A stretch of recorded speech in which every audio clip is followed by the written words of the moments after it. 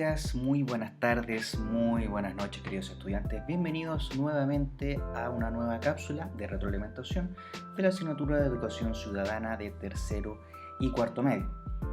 Procederemos ahora a revisar el concepto de ciudadanía activa. Ya hemos visto los conceptos de Estado, de democracia y de la misma ciudadanía. El momento de ver cómo es que una ciudadanía en este caso puede ser activa y puede influir dentro de las decisiones políticas que pueda tener algún país.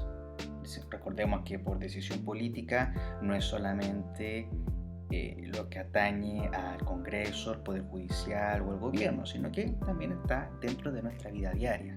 Tenemos distintas escalas, por ejemplo, desde la familiar, con las amistades, en el liceo, en a lo mejor el club de fútbol donde participan, o en los scouts, o en los conquistadores, por poner ejemplo, incluso también en las mismas batallas que hacen en las plazas. Veamos entonces la retroalimentación de nuestra querida guía número 4. Como pueden ver, a modo de introducción de todo este tema, debemos tener claro lo siguiente, que es lo que nos aparece aquí, es que existen mecanismos jurídicos, es decir, leyes, para que el Estado garantice derechos fundamentales a los ciudadanos. Derechos fundamentales como la vida, la libertad, entre ellas la circulación, la de expresión, por ejemplo, y también los derechos de propiedad. Sin embargo, a pesar de que existen estos mecanismos jurídicos, es necesario que exista una ciudadanía activa capaz de exigir sus derechos mediante prácticas libres y participativas. Hay muchas formas de ver esto. Lo podemos ver a través de la participación de alguna organización o también con algunas manifestaciones, las cuales en el caso de Chile ya las venimos viviendo desde octubre. Recordemos el año también 2011, también el año 2006, el año 2001. Y si seguimos retrocediendo, ¿para qué nos vamos a recordar las protestas, las jornadas de protesta de los años 82, 83, fines de la dictadura? Y también si vamos más atrás, también hay otras formas de participación, hablando de manifestaciones, como por ejemplo durante el gobierno de la Unidad Popular, donde había manifestaciones que estaban a favor y en contra del gobierno, y así sucesivamente podemos ir viendo distintas formas de manifestarse, en este caso en la vía pública. Pero también existen otras formas, y es la que tenemos que tratar de buscar cuáles son esas. Vemos lo siguiente. El texto número 1, llamado Educación y Ciudadanía Activa, del señor Miquel Martínez, escrito para la Organización de Estados Iberoamericanos, lo podemos sintetizar y lo podemos ver según la primera pregunta que teníamos en nuestra actividad, y es: ¿qué relación hace su autor entre ciudadanía activa y derechos humanos? El autor plantea lo siguiente: esta es la relación. Recordemos que la forma en la que había que responder esta pregunta era utilizando el formato de introducción, desarrollo y conclusión. Por lo tanto, les voy a dar lo que en este caso hice yo, que también está basado en muchas de las respuestas que ustedes también hicieron. Tenemos entonces, Miquel Martínez nos habla de la unión que existe entre una ciudadanía en la que la persona debe poder construir su modelo de vida feliz y que contribuye a la construcción de un modo de vida justo y democrático. Es aquí donde relaciona la ciudadanía activa y los derechos humanos, pero ¿cómo plantea desarrollar ambos aspectos de la vida de la persona humana? Martínez nos menciona que durante el siglo XX se desarrolló una lucha y profundización de los derechos humanos, y deja claro que es necesario completar lo que ya se ha hecho por medio de la formación de ciudadanos que defiendan aquellas luchas y busquen reconocer la diferencia como factor de progreso. Para ello, cada ciudadano debe estar dispuesto a luchar para que no se produzcan desigualdades e injusticias.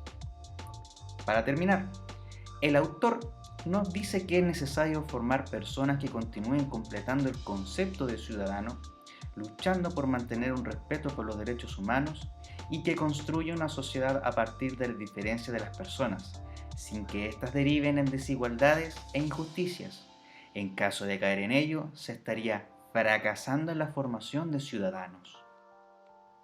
Texto número 2. Evaluando la participación activa. A partir del texto 2 y usando ejemplos de tu vida cotidiana, identifica hasta qué punto has participado. Además, identifica aspectos en los que tu participación podría ser más efectiva. La participación de un ciudadano depende de la información, la opinión emitida, el ser escuchado y la posibilidad de incidir en las decisiones que se toman. Todo esto en el contexto de la vida diaria de cada persona, sea esta un niño, una niña, un adolescente, un joven o un adulto.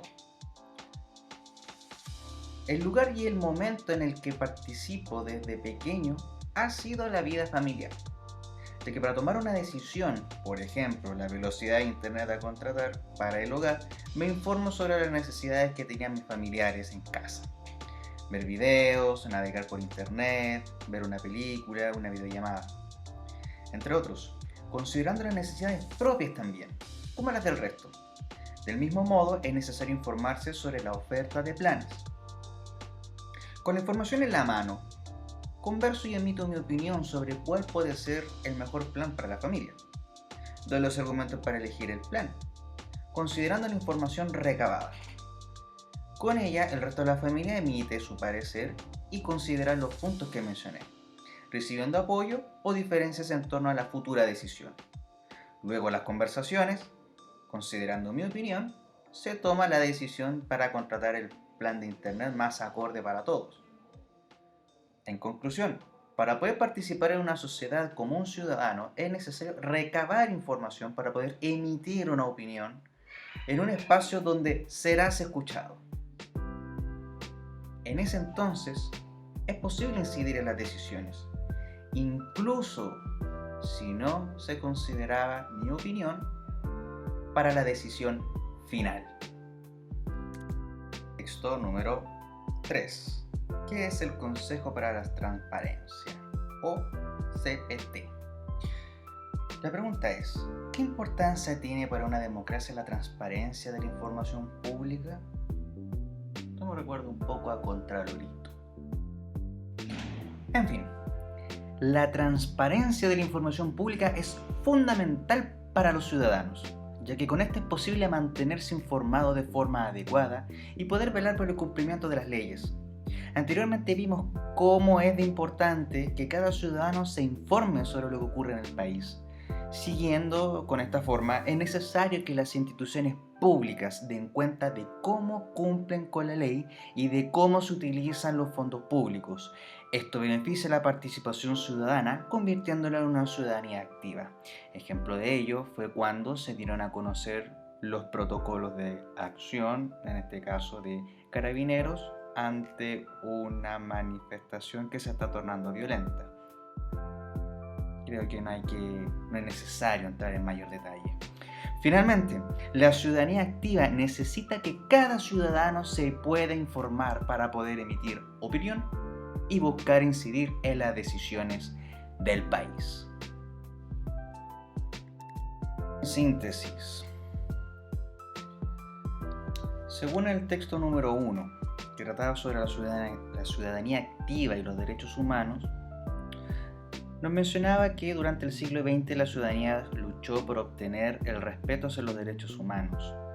Ahora las nuevas generaciones deben velar por profundizarlos, perfeccionarlos y valorar la diversidad como un factor de progreso. En el texto número 2, evaluando la participación activa, nos quedamos con que los ciudadanos deben informarse, opinar, ser escuchados, por supuesto también escuchar, e incidir en las decisiones.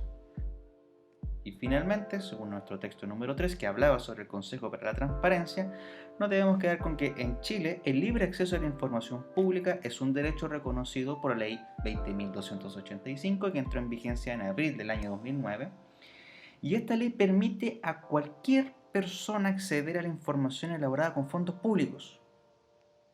De esta manera, se destaparon casos de corrupción, por ejemplo, en el ejército, también en Carabineros. Todo esto en ayuda de velar por el buen funcionamiento político. Recordemos que en un principio dijimos que existían leyes, todo un mecanismo jurídico que estaba hecho para favorecer y defender los derechos de los ciudadanos. Sin embargo, y hay que quedarse con esto, también con esto que es bastante importante, si el poder político se concentra en una persona, un grupo de personas, en un poder del Estado o en algún grupo de la sociedad, esta puede ocurrir, puede ser que en algún momento